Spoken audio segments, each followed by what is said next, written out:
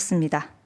네, 다 미리 우리가 다 얘기되고 있는 것들이네요. 네, 그리고 아까 그 고종환 선생님 그 갑자기 발표하실 때 제가 정해진 순서를 지켜달라고 해서 이 순서에 좀 오해가 있으신 모양인데 순서가 아니라 이제 손을 드시면 제가 발언 기회를 드리고 그 진행에 협조를 해달라라는 미리 의미였습니다. 정해놨냐고 누가 항의를 했군요, 그 사이에. 댓글에 좀 올라오고 있어서 제가 바로 예민해요. 자면 그러니까. 네. 정해져 있지 않아서 제가 지금 굉장히 이 자리에서 어렵다는 말씀을 드리고요.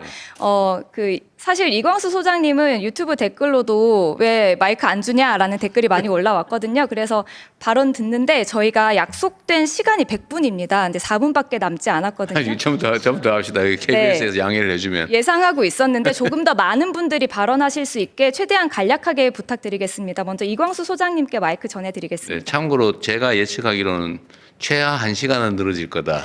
그렇게 생각하고 있으니까 너무 조급해하지 마십시오. 네. 예, 계속 손을 들었기 때문에 공정하지 않다고 생각은 안 합니다. 예. 안녕하세요. 광순의 복덕방 이광수라고 합니다. 저는 간단하게만 제안을 말씀드릴 거고요. 정책은 그 효율적이어야 되고 그리고 공정해야 됩니다. 그리고 또 하나가 더해줬으면 좋겠는데 과거에 없던 새로운 정책이어야 정부의 의지대로 부동산 시장을 이끌 수 있습니다. 그런 측면에서 어떤 정책을 논의할 때 이게 과거에 없던 건가를 계속 고민해야 됩니다. 그런 차원에서 제가 4가지 정도를 제안 드리고 싶습니다. 첫 번째는 대출 구조 조정을 해야 됩니다. 지금 대출 규제가 이루어지면 전부 다 신규 대출자에 대해서만 규제하거든요. 예를 들어서 LTV, DTI, DSR 모두 답니다. 그런데 기기 대출자에 대해서도 똑같이 적용돼야 됩니다. 그게 공정한 거죠. 왜 무주택자나 아니면 청년들만 규제를 받느냐 이거죠. 기존에는 대출 많이 받아서 집 산 사람들은 집값이 엄청나게 올라 있는데 그 사람들에 대한 대출 규제는 없습니다. 그래서 그런 공정한 대출 구조조정이 이루어진다고 보고 있고요. 두 번째는 저희가 양도세 감면을 해주는데 1가구 1주택자에 대해서 생애 1회로 제한해야 됩니다. 누구는 이사를 엄청나게 다니면서 그 비과세를 계속 받고 있어요. 그런데 이거를 생애 1회로 제한함으로써 과연 합리적인 선택을 하고 내가 처음에 집을 살 때부터 나는 이 집을 오래 살 건가 이걸 고민하게 해야 됩니다. 그래서 양도세 감면을 1회로 제한하자. 생애 1회로 제한하자. 이걸 제안드립니다. 세 번째는요. 재건축 해야 됩니다. 해야 되는데 재건축 규제 완화를 하다 보니까 너도 나도 다 하면서 멸실주택이 증가하고 시장이 불안 요인이 되거든요. 그래서 저는 재건축 재개발의 총량 규제를 하자. 예를 들어서 서울에서 2만 가구 1년에 2만 가구만 하겠다는 겁니다. 그래서 그럼 누구를 먼저 하느냐. 공공 분양을 많이 하거나 용적률을 더 많이 올릴수록 분양가가 낮을수록 먼저 진행하게 하는 거죠. 그래서 지금 이 상태로 하면 규제 완화하면 강남만 재건축만 될 거예요. 그러면 계속 비싼 아파트만 시장 양산되는 거죠. 그래서 실제로 재건축 재개발을 통한 공급을 시장 안정화에 기여하기 위해서는 총량 규제를 해서 더 공공성을 확보하고 그리고 분양가가 낮을수록 먼저 해주는 거예요. 인센티브도 훨씬 더 많이 주는 겁니다. 그래서 총량으로 하자. 지금 서울시장이 추진하는 것처럼 재건축 규제 완화를 이렇게 하잖아요. 그러면 우리나라 집값은 폭등할 겁니다. 왜냐하면 30만 채가 갑자기 없어질 거예요. 그래서 총량적으로 해서 순차적으로 하자. 이걸 제안드립니다. 네 번째는요. 규제 지역을 없애야 됩니다. 왜 어떤 지역은 다주택자들이 투기로 사면 대출도 해주고 세금도 깎아주는데 왜 어떤 지역은 규제 지역이라고 해서 그 지역은 안 되는 겁니까? 바로 옆 동네로. 그래서 아예 규제 지역을 없애고 전체 지역에서 예를 들어서 투기로 살 때는 똑같이 규제를 받는 거죠. 이 문제가 왜냐면 갑자기 동탄 지역에 집값 오른다고 가만히 있다가 규제로 하니까 시장이 변하거든요.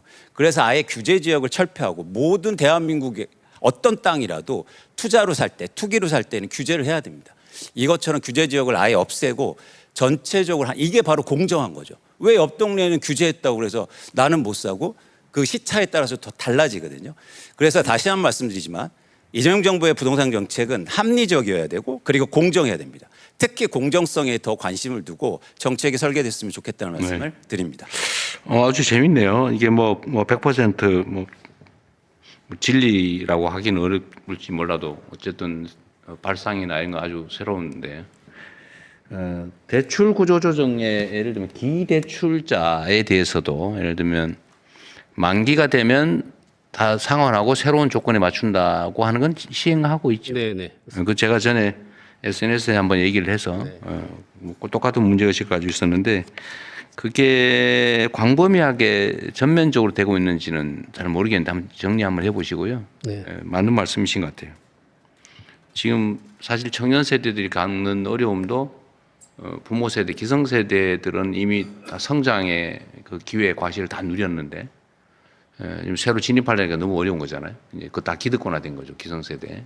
그 문제는 또 일리는 지적 같고 양도세나 이거를 생애 이대로 할지는 모르겠는데 기회를 무한대로 하게 하는 것은 사실 좀 문제가 있어 보이긴 하네요. 매우 일리 있는 지적인데 횟수를 제한하든지 아니면 뭐 첫 번째는 많이 해주고 두 번째는 좀 덜 해주고 세 번째는 아주 그거 좋은 생각인 것 같습니다. 한번 고민해 보시면 될 것 같아요. 그렇게 하겠습니다. 좋은 생각 같아요. 저는 이거 너무 많이 이제 활용하거나 총액으로 제한할 수도 있고요. 예를 들면 총액으로 여러 차례 이 고가주택을 사고 팔고 해서 하는 경우에 똑같이 해줘야 되냐. 그 일리 있는 지적 같습니다. 그 외에도 이런 구체적 타당성 있게 하자는 말씀이신 것 같은데 어쨌든 정책 당국자들이 좀 어렵긴 하겠지만 이렇게 좀 핀셋형으로 정확하게 구멍이 없게 하는 것도 중요하고 또 이걸 활용해서 부당하게 이익을 얻는 틈새가 생기지 않게 하는 것도 중요한데 이러려면 일을 좀 많이 해야 됩니다. 예, 그렇게 하겠습니다. 또 다른 분 의견 들어보시죠. 네, 의견 듣겠습니다. 좀 뒤쪽으로